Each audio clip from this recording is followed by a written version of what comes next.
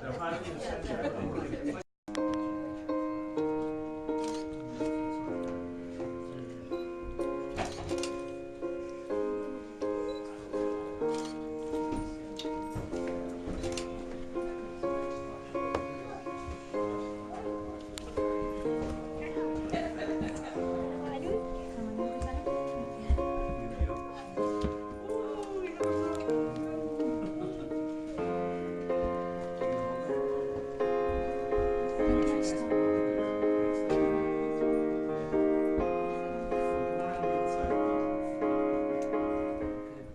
So that we can see you.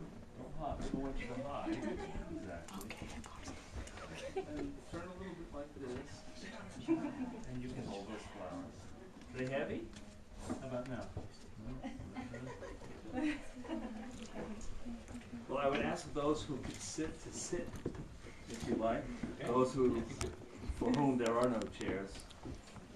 Oh, maybe you'll have to stand. I do house weddings once in a while. Usually they're in the summertime, they're outdoors, or there are just a couple of people present. This is a large group. And I don't know, you all can see. Feel free to come in. We have seats over here. Please come crowd in. Crowd in. I was going to bring a microphone. I have it in my car, but I don't think it's necessary. I think you could all, yes. He plays on your team. That's great. So, on behalf of the bride, you look wonderful. On behalf of the bride and groom, I think thanks are in order for your loving support throughout the lives that you've known this couple, and I'm sure that you join with me in wishing them the very best that life has in store for them. And with a combined group of, you got your work cut out.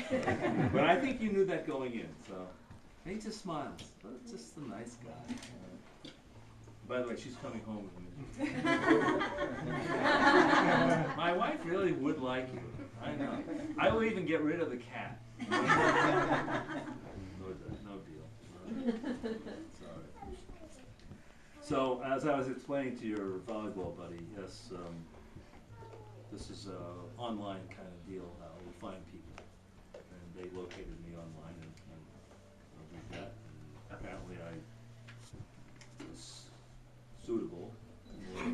Everybody else was below their expectations, so I was hired. So I'll start by saying that this past February 7th, it was not that long ago, I received an email from Adam telling me that he was in need of a justice of the peace for what he called a small wedding he was planning for April. I responded. We had a meeting with him and Blossom, and also my wife's a week later, we met, and I was immediately informed by the couple that I had indeed passed the test. I then gave them each a homework assignment, which was to recap the relationship from the very beginning, so I'd have some notion about what I'd gotten myself into, and so I could entertain you, their audience, instead of boring you to death, which is something that happens a lot of times during wedding ceremonies. Well, what I received back from them was a total of 4 pages of material, mostly in very small print, and containing many smiley faces from Adam.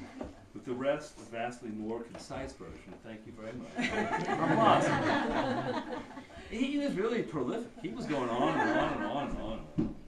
And I left most of it out because we'd be here all day.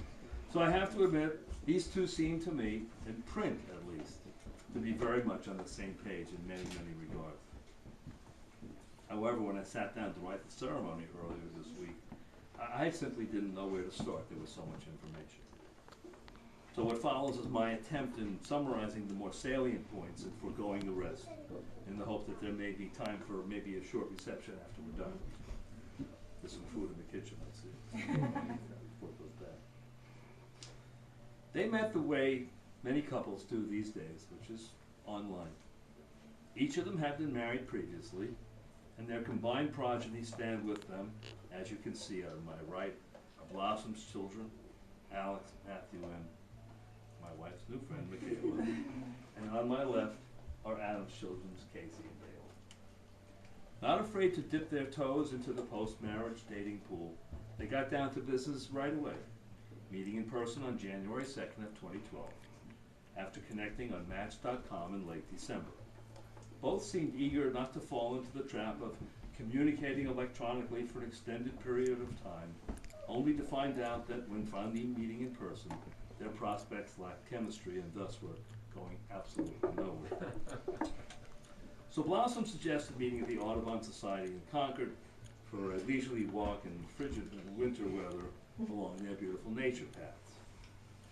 A limping Adam, recovering from recent arthroscopic knee surgery by right, should have been using his crutches, but what kind of an impression would that have made?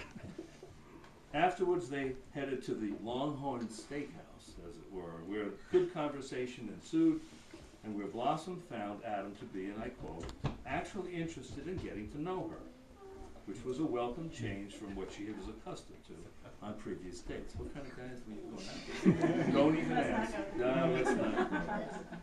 She finally straightened up. And Adam was delighted, telling me that he, quote, wasn't disappointed. She was amazing, interesting, and beautiful.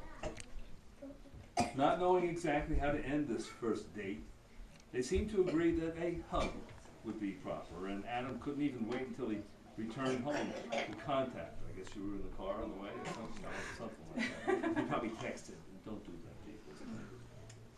But he was pressing her automatically for a second go-round. Pizza, bowling, and a movie followed on a Saturday night later on, with Blossom's dad standing in as babysitter. She told Adam that she had a curfew and needed to make it an early evening. I guess that was just in case things weren't going so well. Not following the rules of proper date bowling etiquette, Blossom beat Adam in their first game.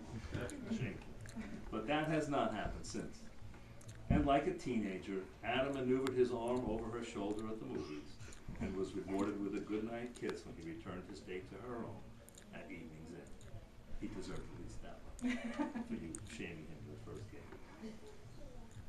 Blossom and Adam, both with busy schedules and kids to look after, nonetheless were creative in finding ways to see one another often during their early months of their relationship. When the time was right, and after realizing that things were headed in the right direction, they decided it was time to introduce their children to one another. You guys remember what that was like when you first met each other? Yeah? Did it go okay? There was no...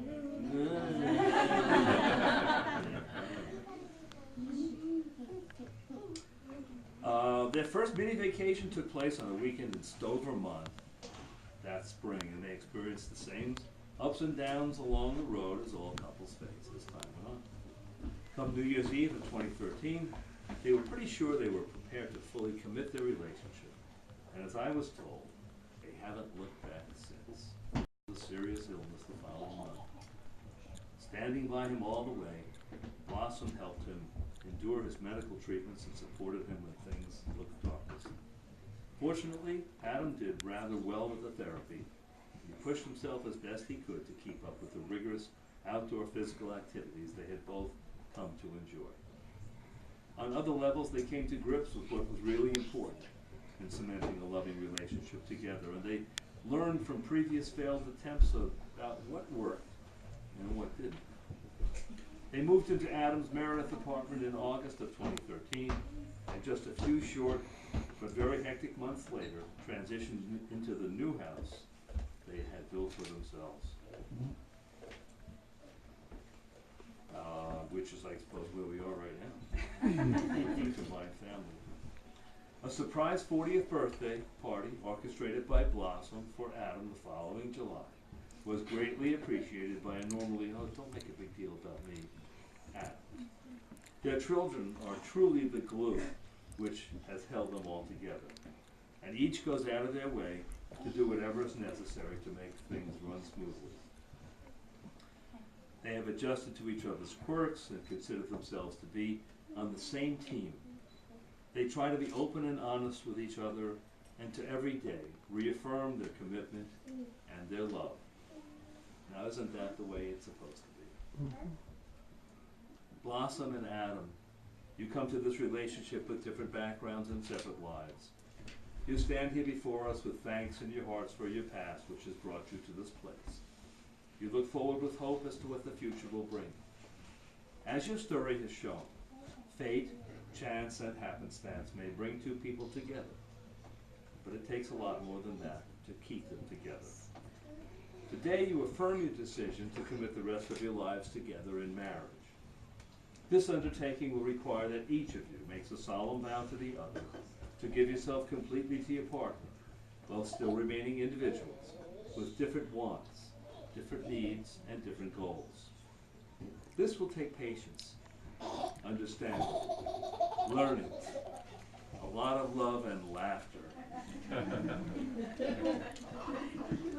By keeping the happiness in your hearts that you feel at this moment, you can look forward to many, many years of satisfaction, contentment, and inner peace as time goes by. Your decision to be joined in marriage is a sacred one, and one to which you've given a great deal of thought and consideration. Your love for one another must be strong enough to bind you through all the ups and downs of everyday life. Your mutual respect for one another must be deep enough to weather all the uncertainties of your future together as you embark on this next phase of your lives. The blending of your past lives will give the two of you new opportunities to nurture and experience both the sameness and the differences you each bring to this relationship. May you always take time to reflect on this special moment and on all the reasons why you have chosen to become husband and wife. May your new life together bring you all the happiness, joy, and fulfillment you have been seeking, and which you both so richly deserve. And may you always, always be in love.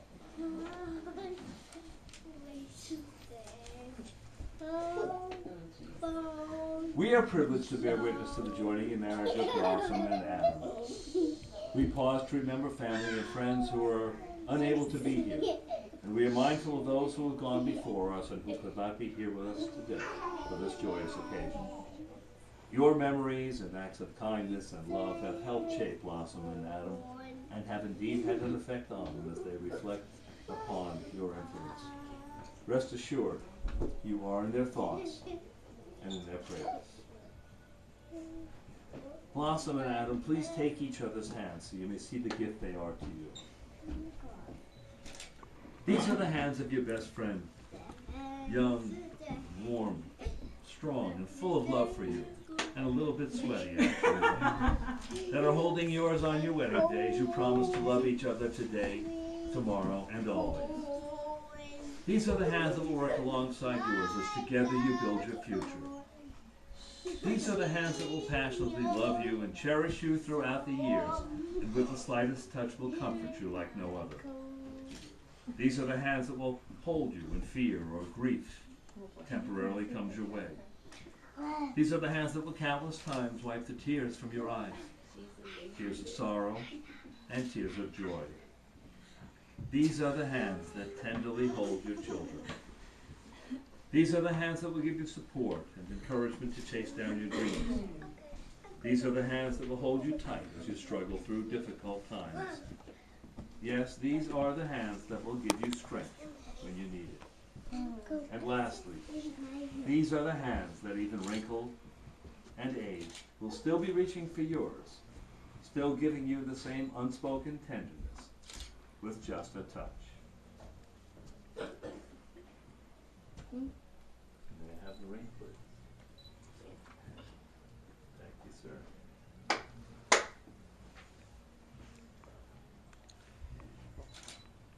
Blossom, place this ring on Adam's finger and repeat after me. I, Blossom, choose you, Adam, to be my lawfully wedded husband, my best friend, my faithful partner, and to be my love from this day forward. In the presence of these witnesses, I offer you my solemn vow to always stand by you in sickness and in health, in good times and in bad, in joy and in sorrow. I promise to love you unconditionally, to support you in your goals, to honor and respect you, to laugh and cry with you, you for as long as we both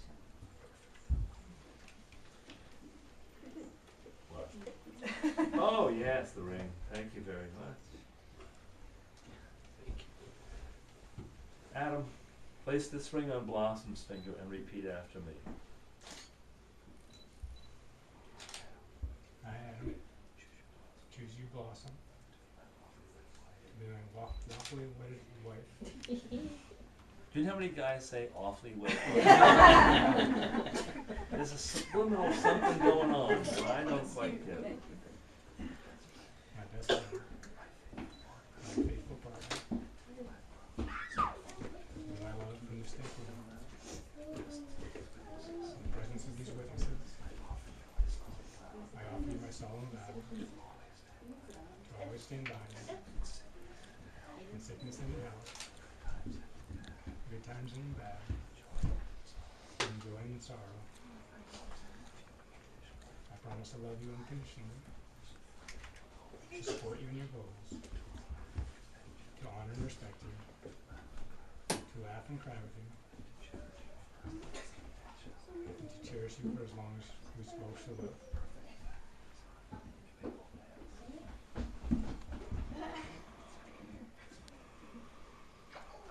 Blossom and Adam, by stating your vows before these witnesses, you have publicly declared your commitment in marriage to one another. Today you're making a promise of fidelity, support, devotion, and everlasting love for your partner. Let no day pass without reflecting on the meaning of these vows, and may you strive to constantly find new ways to refresh and deepen the feelings of closeness and joy which have brought you to this most special day in your lives. May you look back upon this event as a true turning point for each of you, and may you view it not as a time of self-sacrifice, but rather as an event that will forever join you in a partnership towards the fulfillment of your common goals and dreams. May your years ahead be filled with health and prosperity, and may you approach the obstacles you are sure to face with good communication, proper perspective, and with a hearty dose of humor.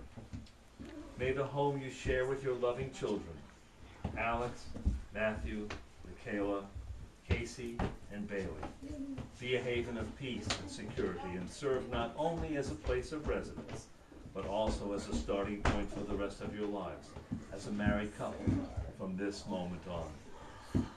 And so, by the power vested in me by the state of New Hampshire. Gotta give a little cue here. It is my distinct privilege and high honor to pronounce you husband and wife. Adam, you may kiss your bride.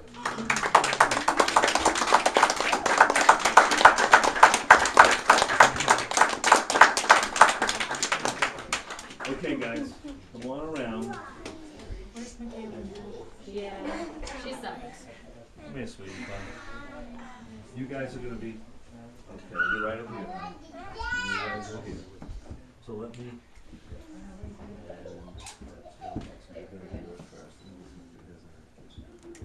Go back up. Everyone will get big. You gonna get cake? Yes, you'll get big. I like cake. Me too. Everybody will get some cake. I don't think so. Oh, I wonder, that's not edible. That's a lot of the stuff they put on now is edible. Hold on. I'm gonna put some cake in here. One second. Do you want cake? Yeah. You have to wait a minute, okay, buddy? Right now. You will. Michael. Thank you. Just want to make sure your dress takes it. So how should we do it? Really thin slices or? Do you like These are really tall pieces of cake. Ew. cut it like? Do you hear like? Maybe, I don't know. Do you have like a spatula or something that you? Fingers work. Yeah, fingers are. We're all family. Oh yeah, we are. Hey. William just licked my dress, so your fingers can't be any worse than that. Money.